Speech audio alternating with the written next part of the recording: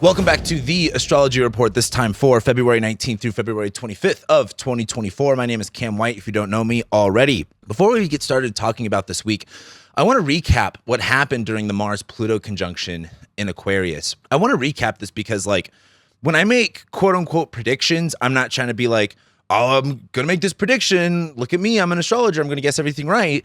But it's more so of, it's hard to look at certain transits and be like, okay, nothing's going to happen with this. And I would rather say something about a transit that I think will entail an event and be wrong about it than think something's going to happen or not say it and it happens anyway. And then I come back like, oh, this is what I thought or this is what I said.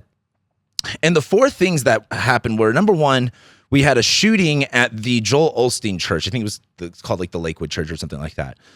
My problem with talking about this with Mars-Pluto is that technically Mars is in Capricorn.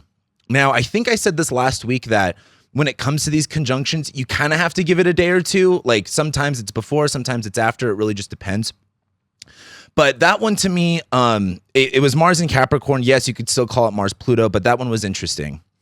The second one, though, was the Super Bowl parade shooting. Now, that's very Mars-Pluto, right? Some sort of terror against a crowd of people. There's a lot of people that got injured. I don't remember what the death count is right now. A very tragic event. However, I mentioned this, I believe, in my 2024 year ahead predictions video. If you haven't watched that already, go ahead and watch it because I talk about this. My issue with saying a mass shooting is going to happen is I've done at least a little bit of research into mass shootings related to astrology, and I can't pinpoint a specific transit that brings it up. And I think what's hard about that is that they're very normalized here in America. They happen all of the time. Now, some people will say, there's been 500 or 600 mass shootings since this year, and that's not really an accurate statistic, but they do happen quite a lot. And I have yet to see, and again, we're just talking about the astrology here, I've yet to see a specific astrology transit that lines up with that exactly. However, the reason I call that low-hanging fruit is okay, Mars conjoining Pluto, I could see that being terror against a crowd. Could that have been a mass shooting? Yes, that wasn't what I was thinking. And, for me, I always learn this lesson every time I think about a big transit.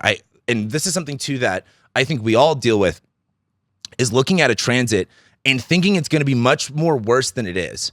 And I'm not downplaying the shooting or anything like that. But for me, in my head, I was thinking a little bit more of bigger deal stuff with the Mars-Pluto conjunction. And that leads me to the next thing that happened, which was in DC, there was a lot of flustered people, talking about a potential security threat.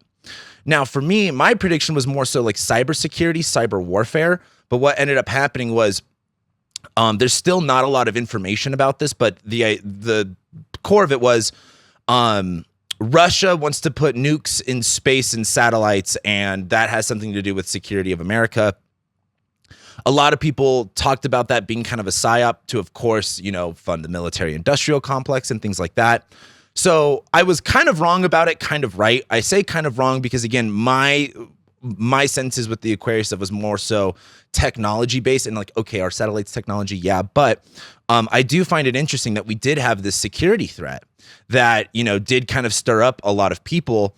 And what I think is more important is that with that Mars-Pluto conjunction, and this is something that I've talked a lot about. I don't see too many other astrologers talking about it, and I know that there are some, but war is on the horizon. And I'm going to be doing a delineation video here soon. Actually, I think I'm going to record it either today or tomorrow.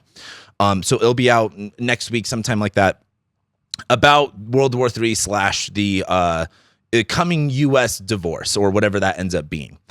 The war is on the horizon. And there's just kind of no getting out of that. And I don't say that to put fear in you guys, but just more so I can't look at the astrology of the future and be like, yeah, everything's totally going to be fine and normal. And that's important to note with that Mars-Pluto conjunction, because again, I don't necessarily believe that wars just start out of, coincidence. I do believe that a lot of this is manufactured. I think a lot of wars have been manufactured. The majority of them over the past what we're in 2024, so century essentially, or century, 100 years, whatever, century, yeah.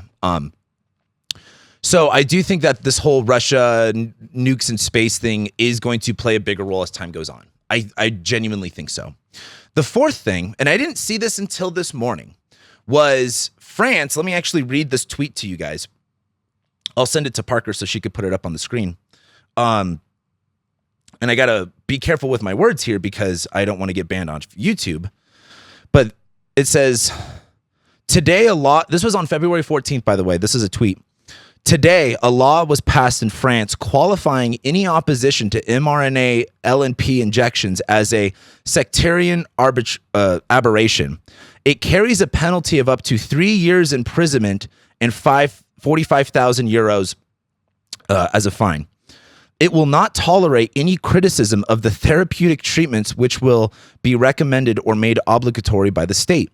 Any person who dares to openly criticize these therapies will be liable to fines and imprisonment. Now, one of my side predictions for the Mars-Pluto at 0 Aquarius was, again, that was the day of we had the Mars-Saturn conjunction at 0 Aquarius, that was lockdowns. We had the Jupiter-Saturn conjunction at 0 Aquarius, that was the emergency use authorization, which started the whole 2021 fiasco. So my thing was like, I wonder, like, something about the injections has to come up during this time. Like, there's just no way.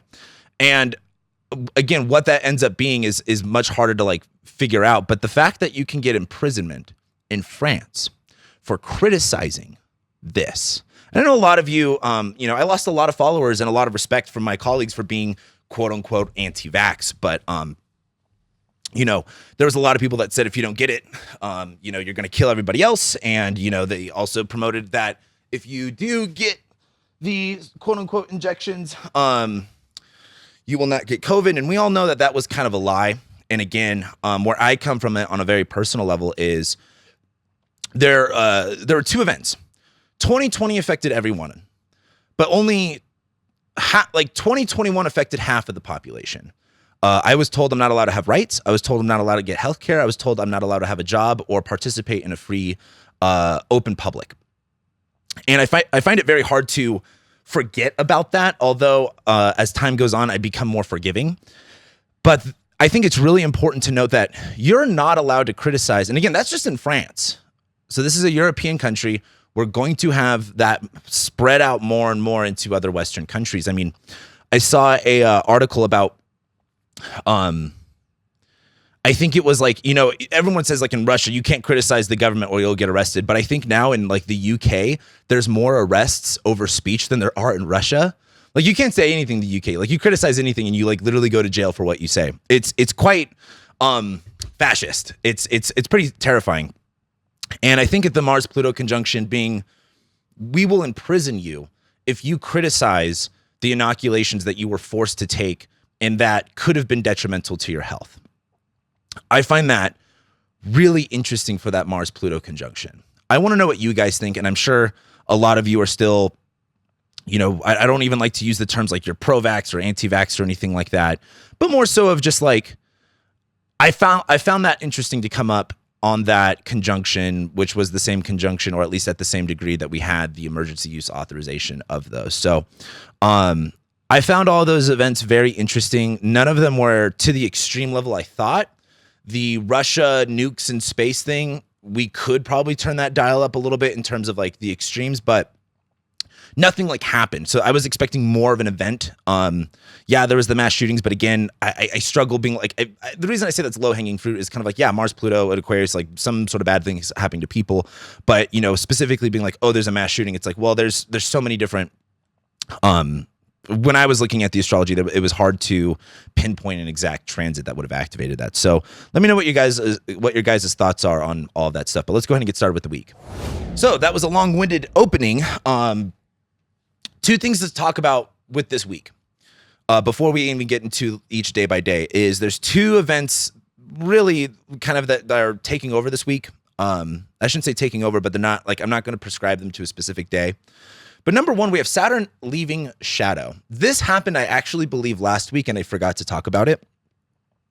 But why I think that's important is when we get to next week, when we start talking about February 26th through, what is that going to be like, the 20, or maybe even March 1st, we will have the Saturn Cazimi. And when we have these Saturn Cazimis, Saturn spends 3 years in a zodiac sign, and it tells like three parts of a story, right? And the thing is, now that Saturn's out of shadow, what we've been dealing with since March of 2023, even up until June of 2023, that was Saturn being introduced into a new zodiac sign. Here's like, all right, here's your new limitations. Here's your new responsibilities. Here's what you got to get your shit together for. Then from June to November, Saturn stationed retrograde. And there was kind of this like, all right, like learning the ropes, taking it on. It might not have been easy, but then November comes around, Saturn stations direct. We feel a little bit more comfortable taking these things on. Now that Saturn's out of shadow, we're moving into a new chapter of what we have to be responsible over, where our limitations are at, what restrictions that we have to operate within. And so, of course, it's important to know what parts of your chart Saturn rules over and where Saturn is currently transiting in your chart as it goes through Pisces. You will start to see new limitations, new responsibilities, new, again, restrictions being implemented that you will have to learn and, kind of go through to, again, be more mature, be more wise, that sort of thing. And I think that's just important to note because as we get to the Saturn Cazimi next week, this is kind of, again, like restarting the story, essentially. Like right now, we're just kind of getting little pieces of the puzzle together. The other thing that we have going on, and this really happens on Monday, but I kind of want to talk about it throughout the rest of the week. We have the North Node conjoining Chiron.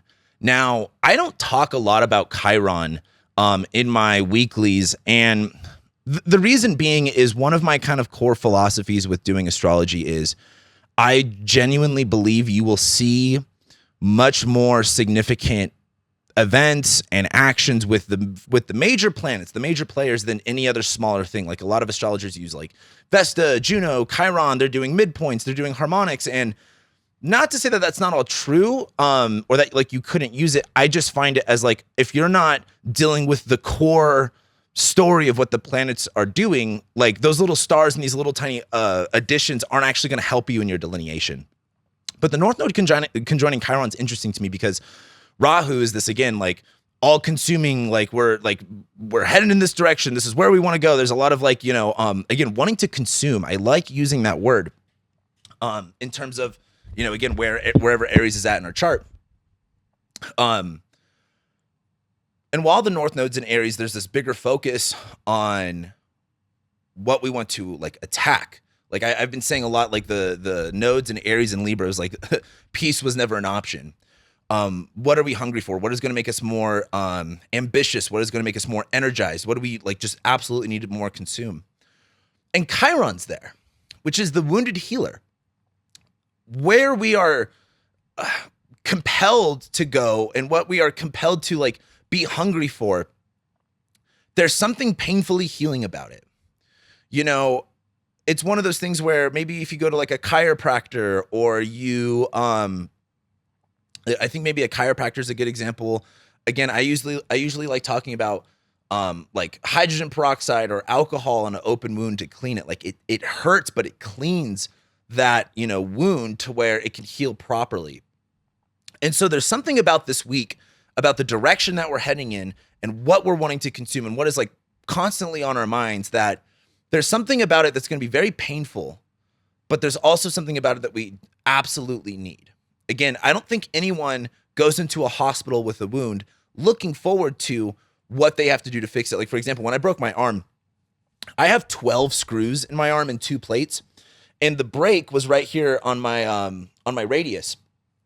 And it was so clean that when the doctors were manipulating it back into place, they actually completely shattered my my ulna here.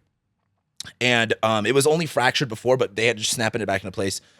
I was on a ton of drugs. I was completely passed out. And when they did that, I literally woke up out of my sleep and like screamed and yelled, even though I was completely like, I don't even remember it. My dad just told me about it. And that's almost how I look at like Chiron and Aries is like, hey, this is going to fucking suck. For example, think of like in the Civil War, when you got shot with like a lead ball that just obliterated your leg, you were getting that leg cut off. And you did not have anesthesia. You were going to chew on a piece of wood and they were going to saw off your leg. That probably sucked. But in the long term, it was either lose your leg or lose your life. And that's how I've been looking at Chiron and Aries. Like, this is going to fucking hurt. It's going to suck, but this is what you've got to deal with in order to, again, heal, in order to go in that right direction. But I just think the North Node is hyper consuming that. It's turning that up to, the 11th notch. And so I find those two things to be really kind of interesting things to think about as we continue on this week. So we're 15 minutes in and I haven't even started talking about the week. So let's go ahead and just get started with it. On Monday, on the 19th, we are going to be having the moon in Cancer, making a trine to Saturn and sextile to Jupiter. I would have ended last week talking about the moon in Cancer, being like, all right, what's going to make us feel more safe? What's going to make us feel more protected? What's going to make us feel, more nourished? It's trining Saturn, where again, now that Saturn's kind of out of the shadow period, we're learning a little bit about what our responsibilities are, what our restrictions are. And the moon in Cancer trining Saturn's like, okay, if these are our responsibilities, what do we really need to take care of here? What is really the most important? What do we have to really protect? And then the moon will make a sextile to Jupiter, where there is this kind of like, again, taking things one step at a time, doing what you can do while you can do it. You're going to, again, bear the fruit of what you're going to reap what you sow, essentially. I really like Monday for just prioritizing the needs, especially of your responsibilities, and getting like a fulfilling feeling, getting a sense of victory or success doing that. Now, as we get to Tuesday, the moon will make a sextile to Uranus and then try Neptune. So with the moon sextiling Uranus, the thing I like to say is it's always just like trying something new, but very like, there's a difference between trying something new by like planning to go skydiving and being like, I'm going to go skydive. This is really scary, versus when you're at a restaurant and you're kind of like, I've never had, oysters before. Let's just try that. Like or a caviar. I've never had that. Let me just try it real quick. That's how I look at the moon sextiling Uranus. Specifically with like either trying new foods, or again, we're talking about Taurus and Cancer. This could be cleaning products. Like again, it's 2024. If you guys haven't switched to all vinegar at this point, like you're losing the plot here. The chemicals are bad. I switched to vinegar a long time ago, and it's so much better to clean with. But the moon in Cancer sextiling Uranus is like offhandedly kind of just trying something new, trying something innovative, being a little bit more open-minded to something, especially again related to Cancer and Taurus. This could be taking care of yourself, bathing. This could be food. This could be value. This could be, again, also it's going to be important to know what part of your chart Cancer and Taurus rules over. But this is some sort of offhanded, I want to try something new. Then the moon will make a trine to Neptune, where the moon trining Neptune is a lot. There's one part of it that is very like nostalgic. I look at the moon in Cancer trining Neptune as very nostalgic of the past in terms of like even childhood stuff. Like if you've ever looked at like pictures and of like your childhood, and you like, for me, when I look at pictures of my childhood, say like my childhood home or like my grandparents, and I miss them, and then I'm like, I romanticize it. I'm like, oh, it was so good back then, even though it also had its problems, and I only want to see the good because I have good feelings associated with that. It's like there's a longing for the past. So I look at the moon in Cancer trining Neptune as like very nostalgic. I also look at the moon trining Cancer too as like being very open to how we can process our feelings, how we could process and understand exactly what our needs are. For example, like I think a lot about what's that therapy called? Childhood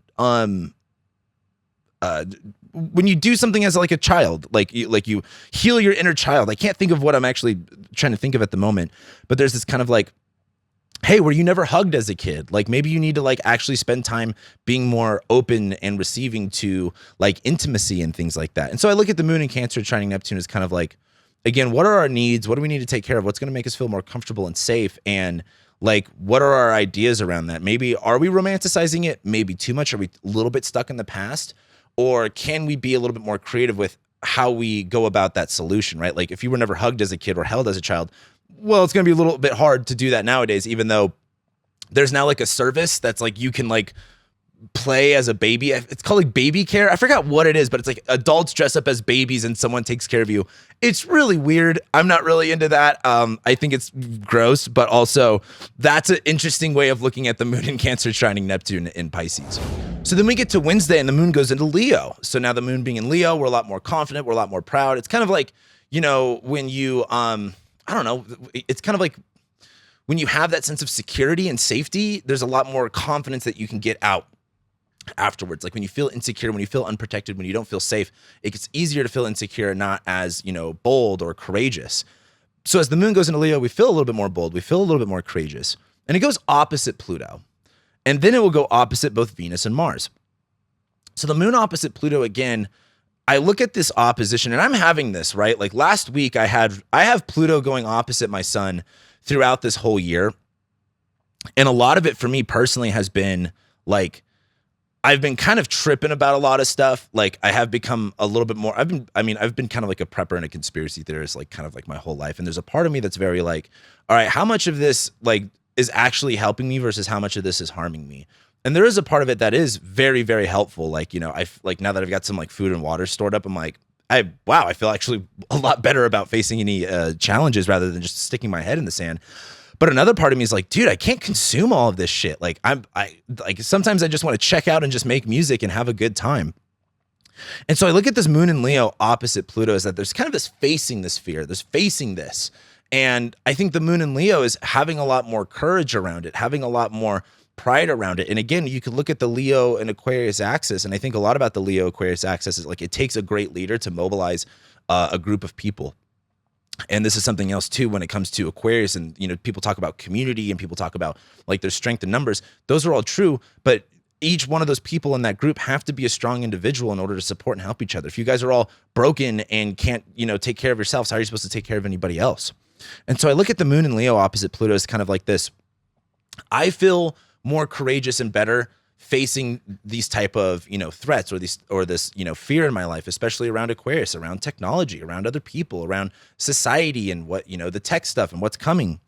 And then I look at the moon opposite Venus and Mars, which is very like, I don't want to go with the plan. Like Venus and Mars in Leo, or Venus and Mars in Aquarius is very like drama and action stirred up with groups of people. And that can all be fun, but it's kind of like, for example, if you have ever been with a group of your friends or a group of people and they all want to go out and do something, but you're not really into that. And there's two types of people. There's someone that's going to go like, okay, I don't want to do it, but I'll go because they don't want to feel judged or feel outcasted. And then there's other people that are like, I don't want to do that. I'm going home. I'll see you later. I look at the moon in Leo as that question really comes up is like, how much influence do other people and other ideas like have over you? And are you going to, do things that maybe you don't really want to or that you don't really agree with for the sake of other people? Or are you just going to be like, hey, I'm not into that. I'm going to go somewhere else. And again, Venus and Mars, this is like our action and our pleasures and our desires, like all next to each other in Aquarius. We want to do all these other things. But the moon in Leo is like, there's something about my pride. There's something about being courageous. There's something about, maybe even integrity wise that is in conflict with that. So I'd really just think about that. So then we get to Thursday, and on Thursday, we are going to have the moon making a square to Jupiter and Uranus, and we actually have our first highlight of the week, which is Venus conjoining Mars. So as the moon's in Leo making a square to Jupiter, again, the way I've been thinking a lot about this is like all that, what's that stupid saying? Now I'm forgetting it. All that shines is not gold. All that glitters is not gold. And so the moon in Leo making a square to Jupiter is like, again, you might want X, Y, and Z things that are fancy, but what's really the value out of it? Like if I could just share my experience, I just bought my first brand new car a couple days ago, and I've never bought a brand new car before. I've had a lot of different cars for various different reasons, but I really wanted a truck. I've had to rent a U-Haul like 8 times in the past year, and I just can't do it anymore. I need a fucking truck. I really wanted a F-150. I wanted a full-size truck. I wanted a V8. I don't want no turbos. And I wanted something reliable. But like my biggest thing is I don't need a full-size truck. I don't know if you guys looked at the price of full-size trucks, but they're like $65,000, which is insane. It's way, way, way too much money. F-150s have like, they're either like the most reliable or not reliable at all. The 10-speed transmissions on the F-150s are garbage, but the V8s are really good. And so it's one of those things where I'm like, oh, but I want it, but I didn't get it. I actually got a Nissan Frontier. And if I always mention the demographic of my audience. I'll have to show you guys the YouTube stats at some point, but it's 80% women and the majority is between like 25 to 35 or like 35 to 45. So when I make general statements about like my audience, I'm only going off of like the YouTube numbers. I'm going to assume a lot of you are not truck people. I know actually I got a few. I have one client. I fucking love her. She's like, I can't even begin to describe her, but she's like somewhere in her 40s and she's just like a car girl. Like she's got some fucking GTR.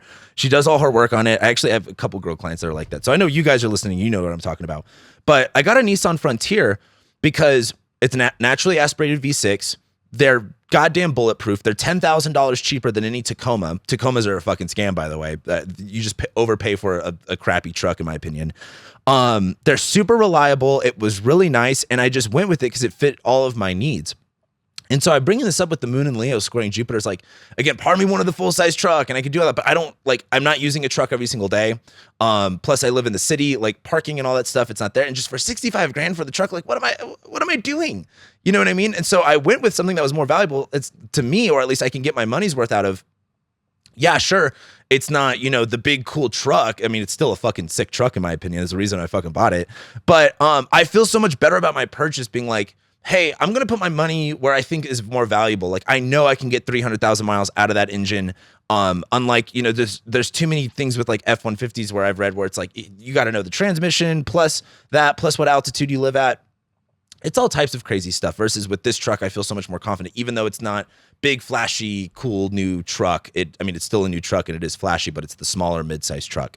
And I just bring that up with the moon and Leo squaring Jupiter is like, hey, what is actually valuable versus what is the thing that you just think that you want? And how can we balance that, right? Like, how can we get what we want without, actually getting something that really doesn't actually have that much value? I think that's really important to look at because as the moon leaves that square with Jupiter, it's going to square Uranus. And there is this kind of disruption where, for example, moon square Jupiter is like, okay, I'm not going to get that. And then the moon squares Leo, or the moon in Leo squares Uranus, where it's like maybe let's say you end up not listening to that and you just buy the glittery thing. There seems to be some sort of a disruption after that, where again, like one time I bought a car. I bought a Honda CRX. It was a 91 CRX. If any the car people out there, not a lot of people like that car or have that car, but god damn, is it a cool car? I loved that thing. I bought it for like $2,000. I was 18. 2 hours after I bought it, the engine blew up. 2 hours after I bought it, the engine blew up. And that car gave me nothing but problems after that because they replaced the engine and they put a 1.5 in it instead of a 1.6. It ended up frying the computer. No one could fix it. We had to get rid of it. And I really learned my lesson on that day for not like, I was just like, I just want the CRX because it's like, it's something I could afford. And I probably should have done better about vetting out who I was buying it from. And that, and I didn't know I didn't know at least enough about mechanic work and all that stuff at that time. So I got really gypped over, but I look at that moon squaring Jupiter being like, I'm just going to grab it anyway. Then the moon squares Uranus and your engine might blow up 2 hours later. So then we have Venus conjoining Mars. Now, Venus-Mars conjunctions are so interesting to me. I personally have Venus and Mars. They're not exactly conjoining, but they're both in Gemini. But Venus and Mars conjunctions are so interesting because we have this planet of like love and peace and value with like conflict. And it's like Venus-Mars conjunctions are very like, ooh, steamy drama. It's so much fun. Drama. Like it's very like, combativeness and, going back and forth. It's very fun. But there's another part of it where Venus is like, again, what we value, what we want, what is fun. And Mars, like conflict. It's like there's conflict there's trouble in paradise, I think is the easy way to put it.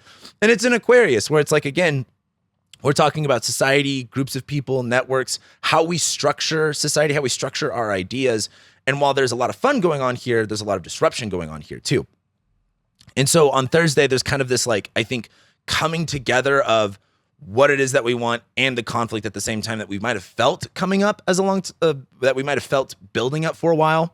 But I think the other part is Venus is conjoining Mars, not Mars conjoining Venus, where there might be a disruption. Venus conjoining Mars is kind of like, how do we make this fun? Like, for example, me and my sister, we're absolutely best friends, but we do fight all the time. And the best way we've been able to, and I mean, we learned this like young, like we would fight. Like, I mean, like there was a lot of times we were like fist fighting in the street. She used to beat the shit out of me. But we would like yell and scream. And then one of us just had to make one little joke about something. And then it would completely disarm us and we'd have a good time after that. Like we wouldn't hold the grudge. So that's almost like at like Venus conjoining Mars is like, can you just like kind of insert a joke or something fun about it to disarm the situation? So then we get to Friday, and then this is when Mercury goes into Pisces. And this is kind of the big, this weekend is really kind of the main highlight of this week. We're going to be having Mercury ingress into Pisces, number one. Here's the deal with Mercury conjoining Pisces. If Mercury is all about communication and details and logic and rationale, it's going into detriment, and it's sign of fall. Mercury does not do well in Pisces. Now, I think what's really funny, though, is, a lot of people criticize me because I'm too harsh on the zodiac sign Aquarius. And I almost want to make a video about why I am. And I think what's really important to note at this moment is my criticisms of the zodiac sign Aquarius have everything to do with this moment in time and nothing to do with like birth charts, if that makes sense. Like, I don't judge people who have some sort of an Aquarius placement. Like, that's just what you have. You know what I mean? Like, there's no, what are you going to do about that? Like, and those are also good qualities to have. However, just like with any zodiac sign in any placement, there can be good ways that manifests and there are bad ways that manifests. Like, it happens all the time, and it's really just about how you navigate it. I'm just more harsh on Aquarius right now, given everything that's happened in Aquarius and what we're all going into, and looking around, like how great is it? So anyway, I don't judge people. Like, you know, people take, when I say anything bad about Aquarius, they just take it so personally. I'm like, stop, I'm not talking about you. And I'm saying that to talk about Pisces. With Mercury and Pisces, if you have Mercury and Pisces, like, okay, you probably do struggle with some Mercury stuff, but like at the end of the day, that could be both your gift and also like your problem. But that's just astrology. Like, you're going to have good placements or bad placements that work out really well for you, and you're going to have good and bad placements that don't work out that well for you. Just depends on how you navigate them.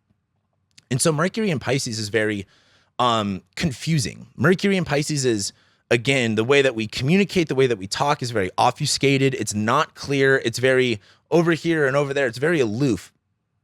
And so I think as Mercury goes into Pisces, this isn't the time to be like, this is what I'm really clear about, and this is exactly what's happening. It's much more of a time of letting your mind wander, letting your mind go from this place to this place, and not necessarily worrying about drawing conclusions and being very specific about what it is that's going on. It's like, hey, your mind might go over here, your mind might go over there. Don't attach any like seriousness to it at this moment. So also on Friday, we'll have the moon ingress into Virgo, and it'll go opposite Mercury. And I think this is our first kind of challenge, because as the moon's in Virgo, our emotions are very connected to like, hey, what are the details? What is the plan? What are we doing? And it's opposite Mercury. There is really no plan. It's all just being, you're just winging it. And it's so funny talking about this, because sometimes when I do my weekly astrology, you know, my videos, I'll write this down. I'm like, oh yeah, this makes sense. And as I talk about it, I start reflecting on like, oh, this is how this is going to show up in my life. And for me, I'm going to LA at the end of March, and I am recording a couple of music videos, and being the producer and the director and all of this shit for music videos is, I'm wearing a lot of hats, and it's a lot of work. For anybody that doesn't think creative work is work, goddamn, it fucking is. It's a lot of logistics, and it's a lot of planning and herding cats. It's not easy. It ain't manual labor, but it's still fucking hard. I've been trying to plan this, and I'm at this point where I'm just gonna go. We're just gonna figure it out as we go along, because I think trying to organize it and plan it in every detail is being too stressful and not like the biggest use of my time. And so I look at this moon in Virgo opposite Mercury, is like, there's gonna be this emotional connection, this emotional attachment of like, hey, I need answers, I need clarity, I need the situation, but it's opposite Mercury in Pisces, where it's like, you just make up the solution right there. Like, it doesn't have to be like, oh, this is what we're going to do. We're just like, no, we're going to do this right now. No, we're going to do this right now. Then we're going to go over here, and we're going to go over there. It's not really like, you need to be fluid with your plans and your ideas, and especially the way that you communicate. If you're too rigid, Mercury in Aquarius is for rigidity. Mercury in Pisces is for being fluid, if that makes sense. And you could still get everything that you need done. You could still cross everything off on your list, but it might go from like here to here to here to here to here to here to here to here, rather than just like, you know, neatly organized, you know, up and down. And then by Friday night into Saturday morning, so I kind of have this written for both days, but Friday we get the full moon in Virgo.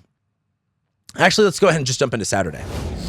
So on Saturday, we have the full moon in Virgo, and it really starts Friday night, and I just kind of see it's Friday night, people are going out, they're doing stuff. I feel like the full moon will be more important there, but it actually doesn't technically happen till Saturday morning. But this is the full moon in Virgo. While everything's in Pisces, like the Virgo Pisces axis to me just reminds me a lot of like science. Like, I think it was I can't remember. I get a lot of like on my Instagram, I see a lot of like quotes from people. And there was a quote by some scientist where it's like, the more that you learn about the science, the more you believe in God. And I look at that Virgo Pisces opposition as like, the more details and the more minuscule things that you discover or understand or at least see, the more that you really don't understand.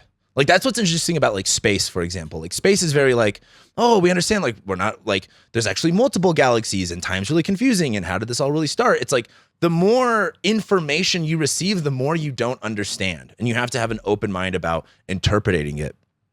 And that's what I look at this full moon in Virgo for, is like, we're kind of in the space now as we get into Pisces season, is like, hey, everything's kind of aloof. Everything's kind of changing and malleable. And the full moon really brings up, okay, it's like, well, what do we know? For example, like when everything's in Pisces, everything gets really confusing. But the full moon in Virgo is asking us, it's like, okay, well, let's not be too aloof. What do we understand and what can we work off of? Versus when we get into Virgo season, so in September, and we have the full moon in Pisces, it's kind of like, hey, we have all these things that we know. And the full moon in Pisces is like, hey, or like there's all of this information that we have, but the full moon in Pisces brings up but we just don't know. And you have to be okay with that sometimes. Versus when it's opposite, as it is right now, when everything's in Pisces and we get the full moon in Virgo, it's like, hey, there's a lot of confusion, a lot of things going left and right. Let's just bring up, what do we know? What are the facts? What is the data at least saying? And maybe we don't have to interpret it and be very specific about what exactly it means, but just what do we know? So I think this full moon in Virgo is good for just kind of getting us grounded in reality a little bit and not being too overwhelmed with what's going, because again, with Mercury in Pisces, the sun in Pisces, Saturn in Pisces, there's a lot of like, hey, what do I know? What do I not know? What's confusing? Let's just bring up, what do we know? What is the data? Then on Saturday, we also have the moon going opposite Saturn right after that full moon and trining Jupiter. So the moon going opposite Saturn is very like, hey, Saturn's in Pisces. When it comes to, again, like Pisces, very like spirituality, like the inward spiritual stuff. It's like about restrictions and limitation and being disciplined here. That moon in Virgo opposite Saturn is very, like when you get a moon opposite Saturn tension, there's kind of like this, like, it's kind of like when you, like when I was a kid, whenever I used to ask my mom about something, like, can I go do this? She'd just be like, no. And I'd always be like, why? And she'd be like, because I said so. And I fucking hated it. And that turned into like, gosh, when you do like childhood work, you just realize how everything that you do is like because of the way that you were raised. And I think that's a big reason why I'm so like, I interrogate things and I want to know information because I was never told anything. And I look at that moon opposite Saturn, it's like, you're just going to be kind of told no. And that's just the way that it is because the universe said so. And I look at the moon in Virgo, you know, being us, we're being more connected to what is the information, what is the data. I want to be organized. I want to be more in control of things. And as it goes opposite Saturn and Pisces, it's like, well, like you only have the data that you have, and anything beyond that, you're just not going to interpret, even though you want to interpret it, even though there's like, oh, I have all this stuff. Like, what does it mean? What is it going to go through? You just have to like be disciplined and being like, hey, like, for example, when my mom told me like, no, and because I said so, I would cry, throw a fit, but that didn't get me anywhere. And there's just a time where I'm like, all right, she said fucking no. Like, there's really no way. There's no point into arguing with that one. That's just the way that it is. That's how I look at that moon opposite Saturn. But then the moon trines Jupiter. So as the moon's in Virgo trining Jupiter, it's like, okay, well, what can we take care of? What is in our wheelhouse? What can we, again, grow and blossom? And again, Jupiter and Taurus, what do we actually value? And I think that moon in Virgo, if we are trying to plan everything out and we don't really know what the future holds, trying to plan for the future is going to be difficult. But the moon in Virgo trining Jupiter is like, okay, well, what can you do? You have today, you can be in control of your body. You can be in control of your mind. Doing the things that you know that you have control over, that you know you can extract value from, that you know that is like, again, Jupiter and Taurus is like, what are we taking our time with here? What do we really want to grow and blossom? What do we really value? And I just think the moon opposite Saturn is like, okay, I can't go past this boundary. It's like a video game level where there's like that wall, that like mysterious wall that you can't go past. It's like, there's the boundary. Let's work and navigate ourselves within what we can navigate. And then also on Saturday, we have Venus squaring Jupiter. Now, what's interesting about this is as Venus squares Jupiter, Venus is in, again, Aquarius. She's very connected to other people's opinions and what she wants with other people. As she squares Jupiter, she's in the superior position where Jupiter and Taurus is like, again, we want to create all this value. We want to extrapolate all of this value. We want to increase all of this value, especially in security and stability. But Venus in Aquarius squaring Jupiter is kind of like, for example, what's on the menu is soup, but everyone wants bread. Does that make sense? It's kind of like, okay, well, what I have or what I've been, like, again, I've been growing peaches, but everyone wants apples. So what do we do here? Venus is like wants and pleasures and connections, and she's making like a harsher aspect to the planet of like, again, like abundance and, you know, belief and, you know, jovial givingness. And so I look at Venus squaring Jupiter as number one, she's in the superior position here. So there's kind of like, you can't just be like, well, we just have peaches, so fucking deal with it. It's kind of like, all right, well, what can we negotiate? What can we work with? What we want and what we value is having a disruption with, again, what our beliefs are. And I think the thing to think about with Venus squaring Jupiter is just being open-minded with creating solutions. And I think being open-minded into like resolving conflict, because this is like Venus squaring Jupiter conflict. It's like, oh no, I ordered the salmon and I got a steak. No, like it's very like the conflict is not that bad, but can we be more easygoing? Can we be more fun with it? And I just think as Venus is in Aquarius too, where there's this kind of like, for example, like a lot of us are so like, I see so many people are obsessed with like their parents, how their parents think about them. And it's like, you can't really, like your parents, are either going to love you or hate you no matter what you do. And you can't live a life that is about pleasing them. Like Venus in Aquarius is a very a people pleaser in a lot of ways. And that's also very Libra stuff too. Probably much more Libra stuff than Aquarius. But I look at the Venus in Aquarius squaring Jupiter and Taurus is like, okay, well, or for example, with children, a lot of, and I got a bad comment about this. Someone's like, you don't have kids, you don't understand. It doesn't matter. You guys got to stop putting the iPad in front of kids. You got to stop that. You are an adult. You are the parent. Your job is not to entertain your child to death. It is to be a parent and to discipline them. And I look at the Venus in Aquarius squaring Jupiter and Taurus is like, you might have to take the iPad away from the kid and they might cry and scream and you might be like, too bad. Or the way I look at that too is like, for example, in public, when you have a child that is screaming and crying and you have the people that just put the iPad, like, come on, stop screaming and crying. But then like, I love seeing a parent discipline a kid in public. I'm like, yeah, fuck yeah. Like discipline that kid. Like kid needs to grow up. This is reality. Maybe I've got Capricorn placement, so I'm just too like harsh or mean. But that was just how I was fucking raised. I feel like I turned out pretty good. And so I look at the Venus squaring Jupiter as like, hey, there might be a disruption. Like again, your child might be yelling at in the restaurant and you can, make everybody else happy in the restaurant because your kid's not screaming or crying by giving them an iPad, by, like, all right, everyone, I know my kid's screaming, crying. I know this is embarrassing. So let me just like shut them up. Or you can just kind of be like, hey, how do I, make everyone else happy in this restaurant that is clearly noted by my child without, going back on my values of like, again, not wanting to stick an iPad in my kid's face or just like entertain them. Like maybe take them outside, have a conversation with them outside. Like it might be a little bit more work, but the more I think of it, the more I'm like, that's actually a really good way of interpreting Venus square Jupiter. Is like, there's kind of this disruption with your values and what everybody else wants. And again, where can we kind of negotiate in the middle? And then on Sunday, as the moon is in Virgo, it will make a trine to Uranus and go opposite Neptune. So it is nice about the moon in Virgo as we are a little bit more specific, organized, detailed. It trines Uranus. We get some sort of a breakthrough in how we organize and how we do things. But then it goes opposite Neptune, where it's like, for example, Parker's been trying so hard to get me to use Notion, and I struggle bringing on new software tools to organize my life. And there's every now and then I get a hair up my ass. I'm like, oh, I'm going to do this. Let me organize things this way. And then like I try to do it, and then I just get overwhelmed. I get so overwhelmed and I check out. And I look at that as like the moon trining Uranus, then going opposite Neptune. It's like, oh, here's this thing. Let me try this and do this and this and that. And then you kind of go like, well, now I don't know what to do. Now I feel overwhelmed. Now I feel confused. And so I think with the moon in Virgo opposite Neptune, there's a level of like, hey, do what you can, but you might get a little bit too lost in the sauce. Don't take on more than you can chew. So that brings us to next week. Next week, we have quite a bit of a week. We have Mars squaring Jupiter. That's a little bit more of a bubble popping. We have Mercury cazimi. That's important. We have the Saturn cazimi. That is also very important. And then we have Venus squaring Uranus. So I find next week to be much more important about this week. And I know this was a long video, but I had a lot to kind of talk about preemptively to get into this week. So let me know what you guys think. I love and appreciate you guys, and I'll be seeing you guys next week.